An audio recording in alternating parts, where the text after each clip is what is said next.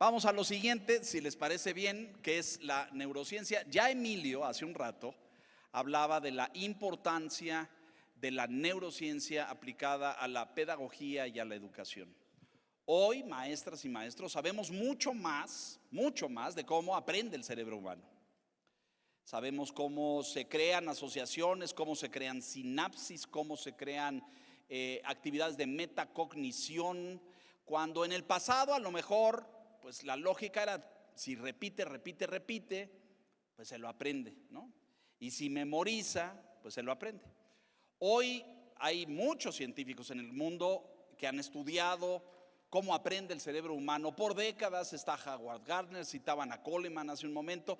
Hay mucha gente que ha estudiado qué pasa aquí arriba cuando uno está en la escuela. Y hoy sabemos muchas más cosas que antes. Sabemos que el estado anímico del niño o de la niña son fundamentales para el aprendizaje y que su equilibrio emocional es fundamental y que la actividad lúdica en la escuela y la convivencia son fundamentales para aprender. Ustedes pueden repetir 45 cosas, pero si no hay una serie de condiciones emocionales en el niño, difícilmente lo va a lograr. Hoy se sabe, porque se ha probado científicamente y se ha estudiado el cerebro humano. Para hablarnos de todo esto está con nosotros el doctor José Luis Ortega Sáenz, la neurociencia aplicada a la educación. Vamos a recibirlo con un enorme aplauso. Y este video, por favor. CENEP Talks. Ideas dignas de compartir.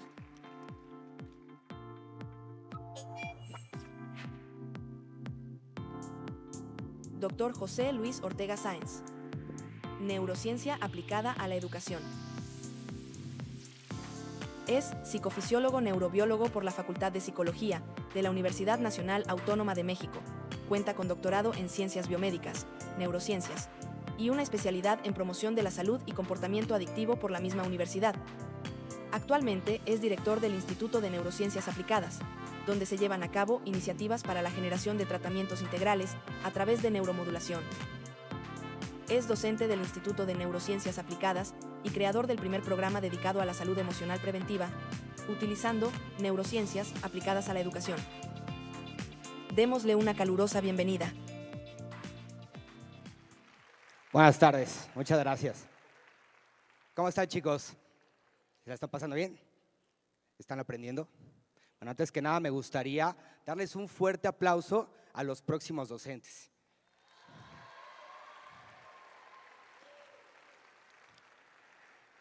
Realmente aplaudo esa vocación que tienen hoy en día y espero obviamente no la pierdan y el país los necesita.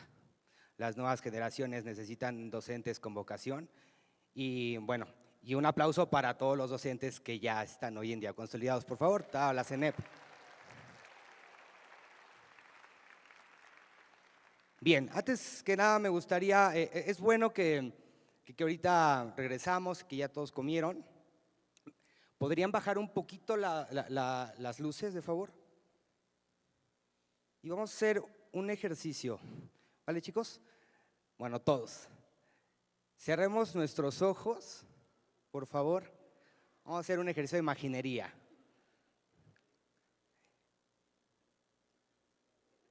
Y ahora más que nunca que ahorita ya comieron, imagínense su comida favorita.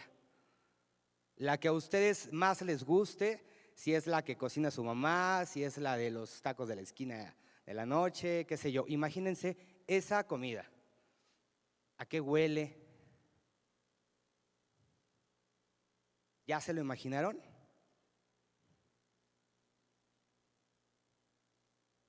Bueno, síganse imaginando esa parte.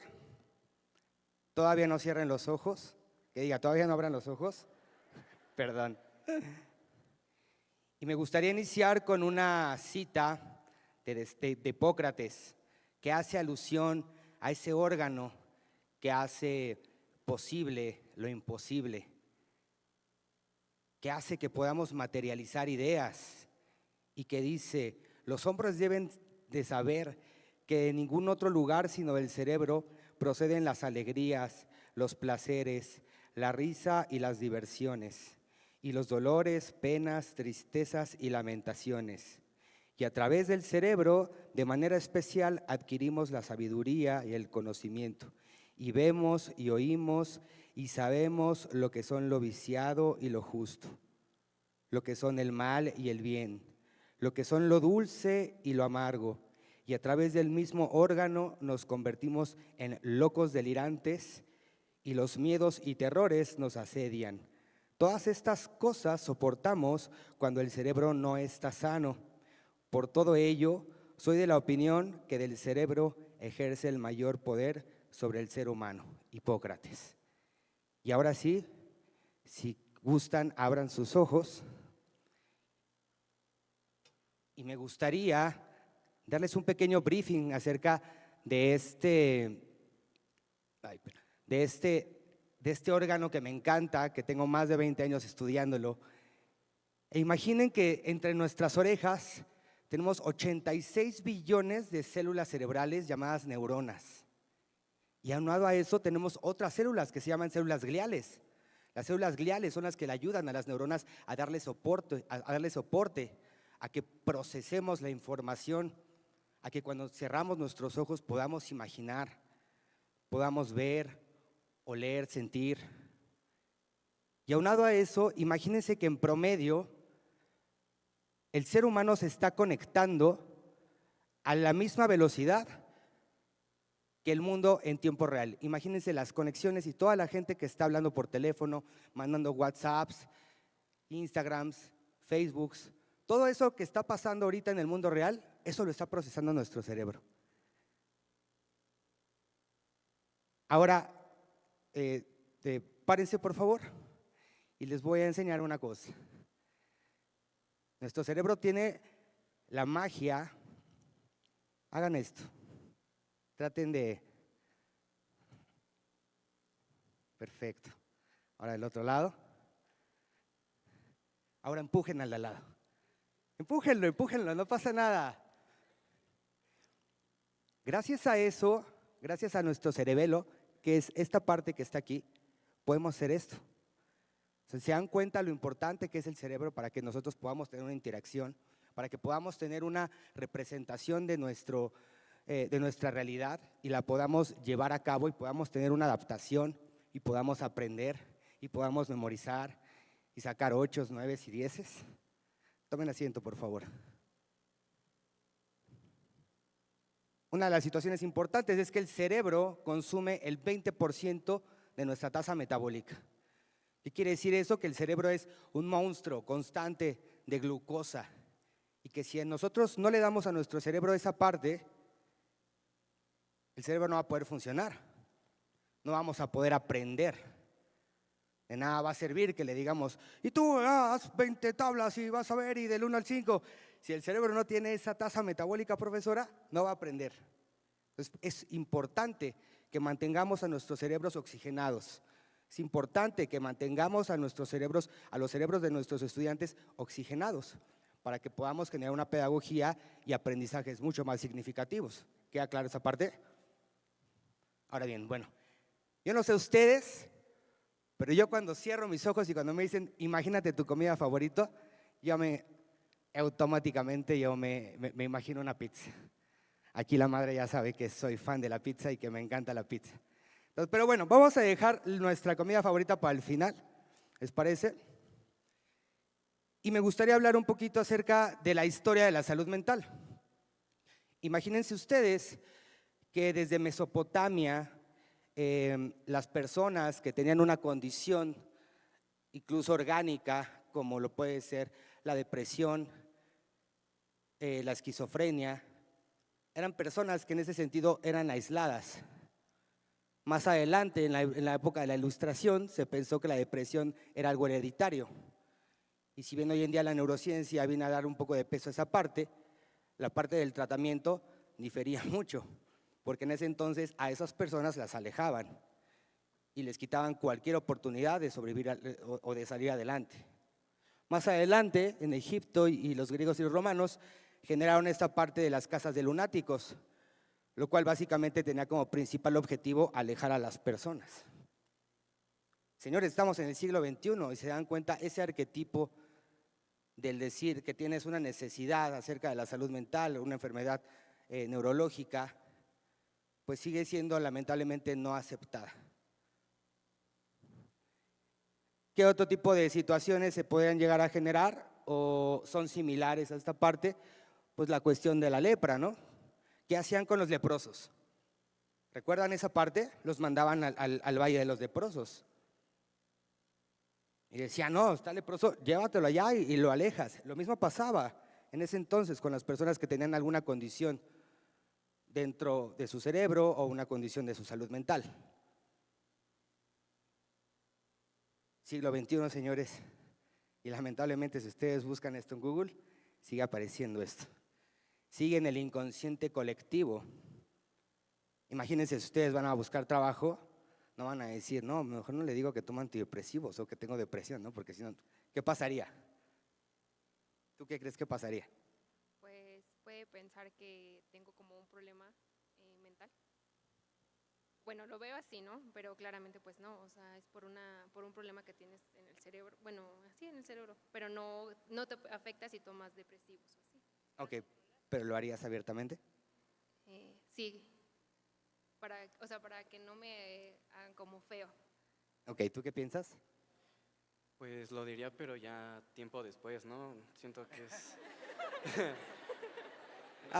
A ver, primero échale el contrato, lo leo, le firmamos y ya después ahí vamos viendo, ¿no? A ver si el antidepresivo jala o no jala, como dicen los psiquiatras. Hay que engancharlo primero, ya después le sueltas todo, ¿no? No, siento que es algo como muy personal y difícil de decirlo, ¿no?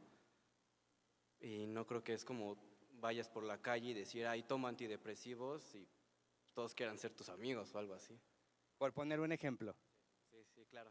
¿Alguien más quiere participar en esta parte? Hoy en día, ¿con quién tengo el gusto?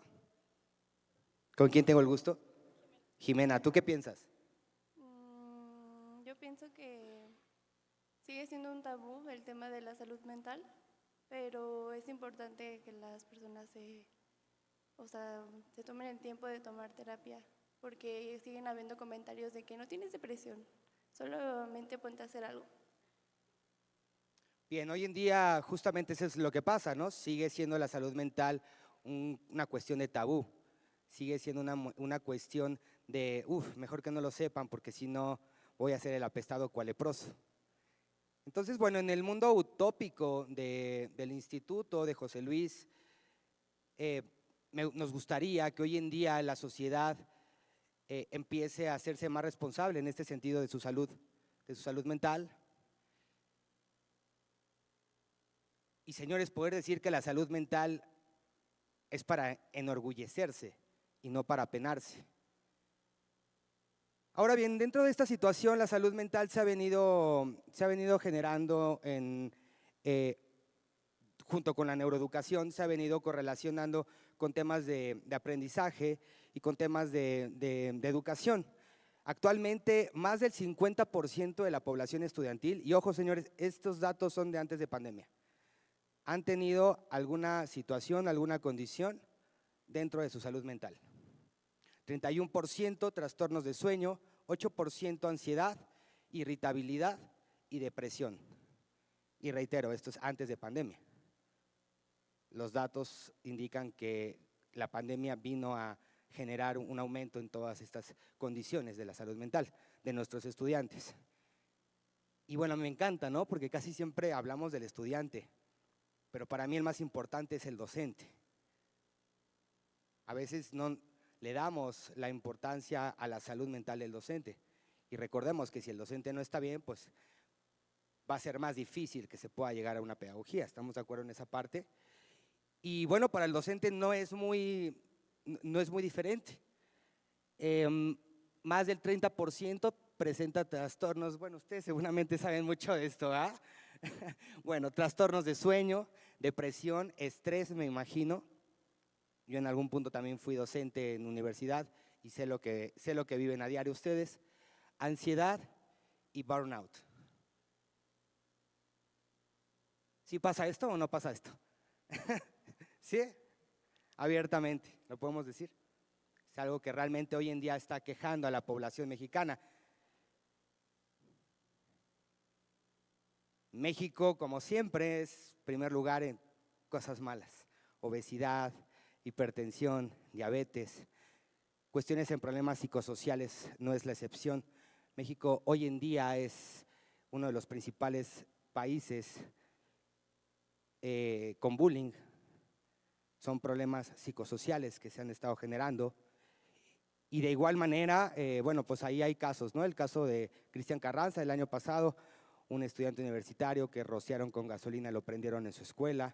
Está el caso de la chica en secundaria que falleció tras un traumatismo craneoencefálico.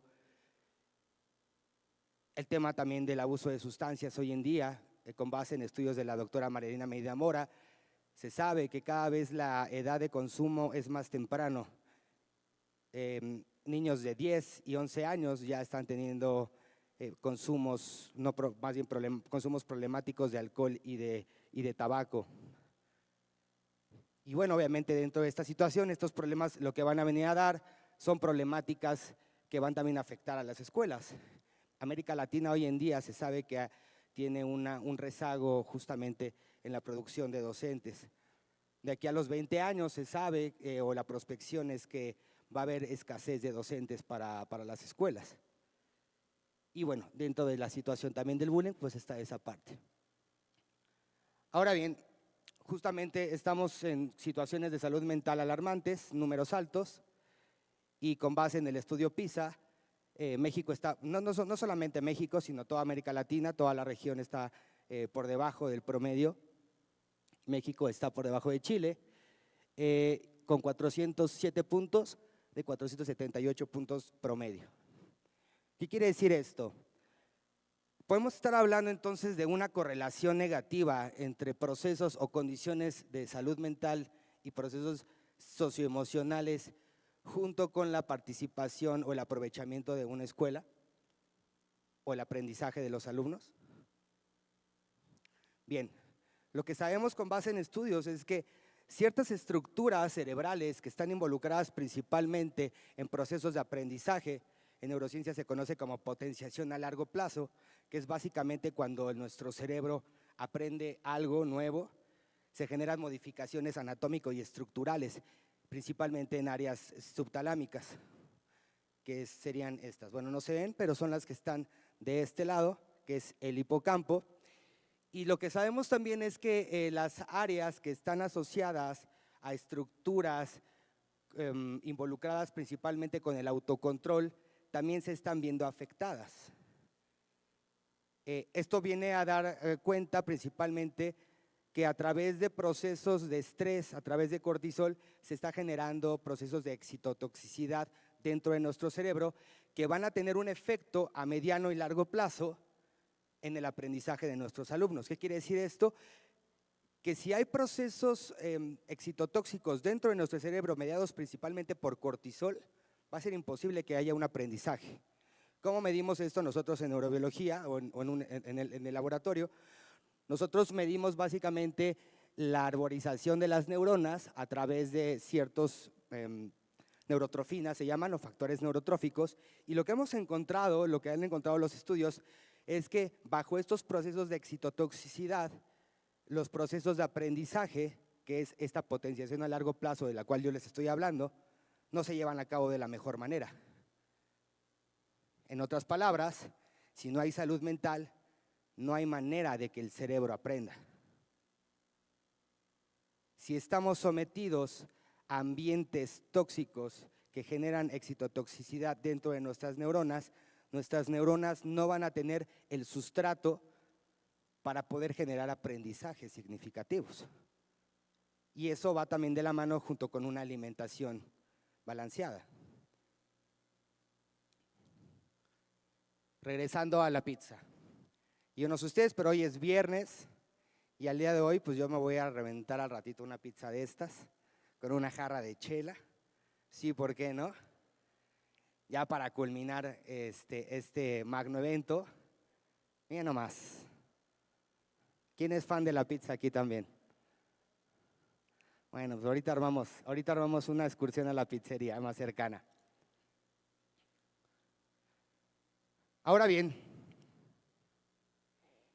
imagínense el peor dolor de muelas. ¿Quién de aquí ha tenido un dolor de muelas? Evoquen ese dolor de muelas, desde que nada más así como que agarras tantito aire y ¡ah!, ya no aguantas. Evoquen ese dolor. ¿Se imaginan con ese dolor de muelas nos podríamos comer esta pizza? Aunque sea la comida favorita. ¿Qué dices? ¿Qué dices? No, no quiero nada, ¿no? Lo que quiero es ir al dentista y que me la saque. La muela, que quede claro. Estamos hablando de la muela. Que quede claro que estamos hablando de la muela, profesores. Básicamente, eso es lo que podría estar llegando a pasar con los procesos de aprendizaje y los procesos educativos si no fomentamos, si no tenemos salud mental dentro de nuestras instituciones, para con nosotros mismos, para con nuestro ambiente y para con nuestros alumnos.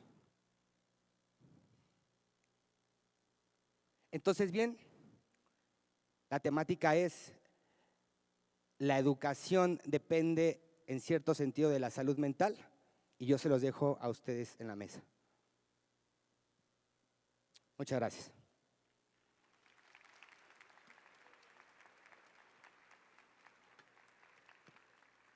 Venga fuerte el aplauso, por favor, si son tan amables, para el doctor.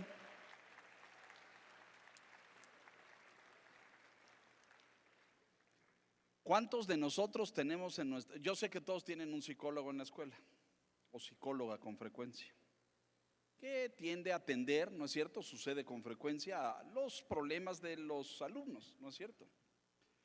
¿Es suficiente con eso o tendríamos que hacer más cosas para cuidar la salud mental de los alumnos y de los maestros? Perdón, no, ¿me puede repetir la pregunta? Sí, estaba bien atento el doctor, ¿vieron? Estaba tomando agua, perdón. Le pondrían 10, ¿a poco no? Te quedaste con lo de la pizza, Sí, ahí sí, está el sí. problema. Y justo la traigo en la mente. Una psicóloga, un psicólogo en la escuela, que todas las Ok, escuelas entiendo. tienen un Ok. departamento de psicología, a veces gente más formada y más experimentada o con experiencia clínica, otros menos, etcétera. ¿Con eso es suficiente para cuidar la salud mental de alumnos y maestros?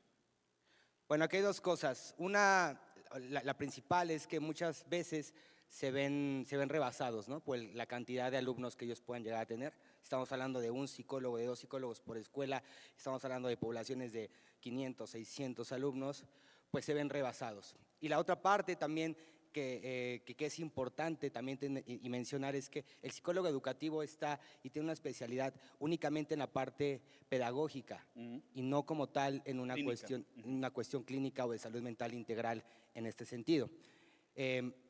Podemos estar hablando de un cardiólogo, que es el que se encarga del corazón, y un endocrinólogo, que es el que se encarga de las hormonas. Es lo mismo.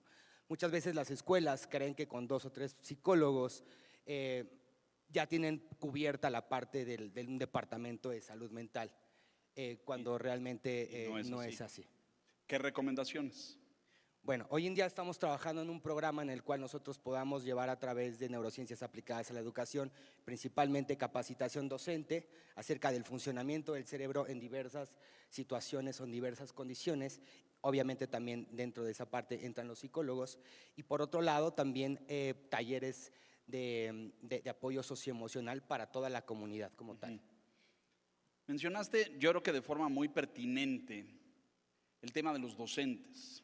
Como que siempre estamos pensando en los jóvenes y en los niños y sobre todo en los adolescentes en esta etapa tan complicada de autoconfianza, autoidentificación, etcétera, etcétera, aceptación, integración a la comunidad, etcétera. Creo que la pandemia nos dejó la lección de que le prestamos poca atención a la salud mental de los docentes. Y uno piensa que como es adulto, pues ya está bien y tienen que hacer bien y es su trabajo y lo tienen que hacer bien. ¿Cuántos desequilibrios emocionales, retos, desafíos se enfrentan los docentes y tienen que salir como los actores que tienen que pararse en el escenario aunque estén viviendo un luto y una pérdida? Los maestros se tienen que parar frente al grupo todos los días, se sientan como se sientan. ¿Qué sugerirías o qué estrategia le propondrías a los directores para atender de una forma más eficiente estos casos? Mira, yo creo que lo más importante es los sistemas de creencia que nosotros ya tenemos en determinadas edades, ¿no? No es lo mismo el sistema de creencia que tú ya tienes al sistema de creencia que se está forjando con un alumno nuevo.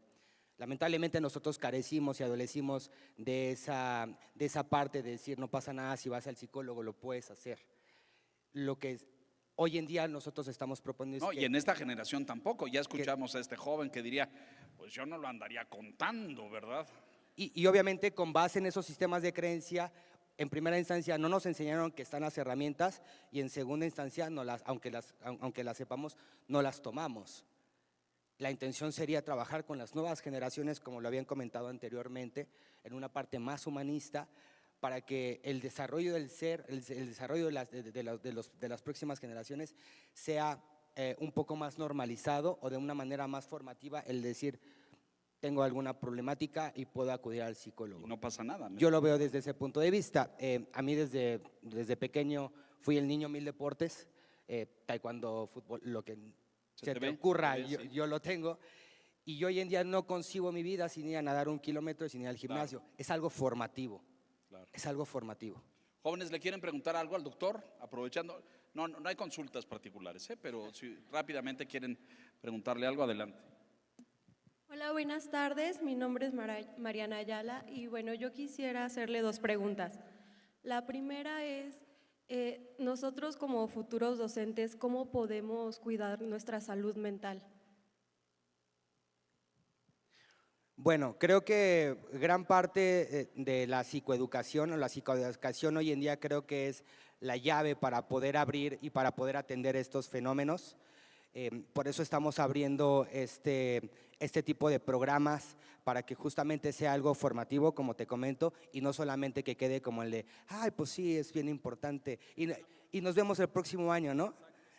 Y que realmente sea algo que tú estés atendiendo de manera continua, porque al final de cuentas el trabajo diario y el trabajo del ser es continuo. Bueno, y la segunda, el impacto que tiene la neurociencia en la pedagogía. Bueno, hoy en día, obviamente, a través del conocimiento, del procesamiento y de la formación del cerebro, nosotros podemos saber de qué manera se pueden gestar mejores pedagogías y a través de este conocimiento poder generar aprendizajes mucho más significativos, poder generar aprendizajes mucho más cualitativos en lugar de cuantitativos, poder generar en cierto sentido una atención un poco más personalizada con base en las necesidades de nuestro cerebro. Están los cerebros, así como tú, él, Leonardo y yo somos diferentes, hablando en un término fenotípico, nuestro cerebro también está conectado de diferente manera. Y eso es algo que también termina permeando hoy en día en el diagnóstico de TDAH, que hoy en día todos tenemos TDAH, o sea, desde que te levantas ya estás con el teléfono y eso está generando procesos de baja atención y que a final de cuentas tú puedes llegar a generar una educación basada en evidencia, que es básicamente lo que busca o lo que persigue la neurociencia adentrándose a la educación. Poderle dar esta herramienta a la educación para que ustedes tengan mejores herramientas, para que entiendan un proceso como el que te expliqué, que es el de la potenciación a largo plazo, que obviamente lleva mucho más tiempo explicártelo, pero básicamente ese es el resumen que yo te podré decir. Ese conocimiento te va a dar a ti como docente una calidad educativa mucho más cualitativa. Muchas gracias.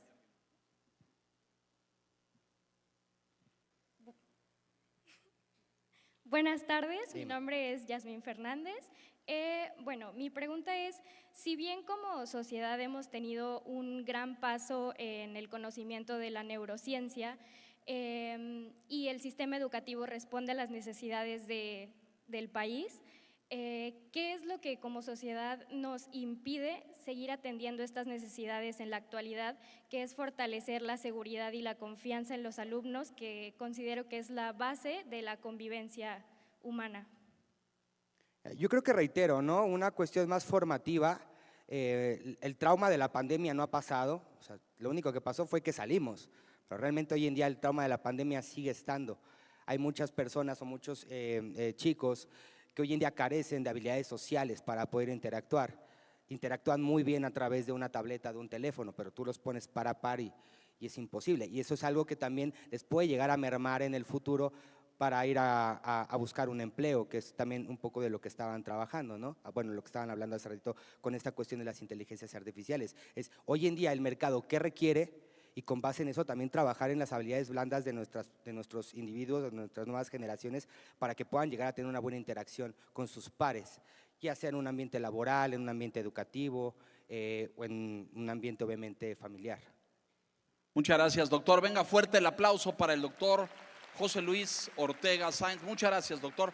No te vayas porque al rato te van a entregar un presente. Muchísimas gracias por tu presentación, muy valiosa, muchas gracias. Fíjense que en este terreno va a haber mucho que aprender en los años venideros. ¿Cuál va a ser el efecto?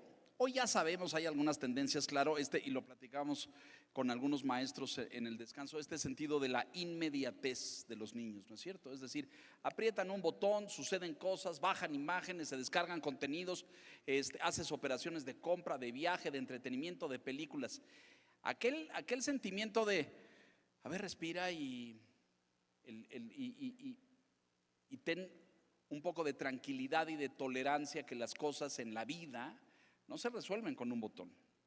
Ni las relaciones de pareja, ni las relaciones profesionales, ni los empleos, los trabajos o los negocios, ni las carreras se resuelven con un botón. Y me parece que estamos teniendo una generación con este sentido de, les va a tocar a ustedes, pero como ustedes son nativos digitales, pues se hablarán de tú a tú con esos jóvenes que quieren hacer todo de volada y muy rápido.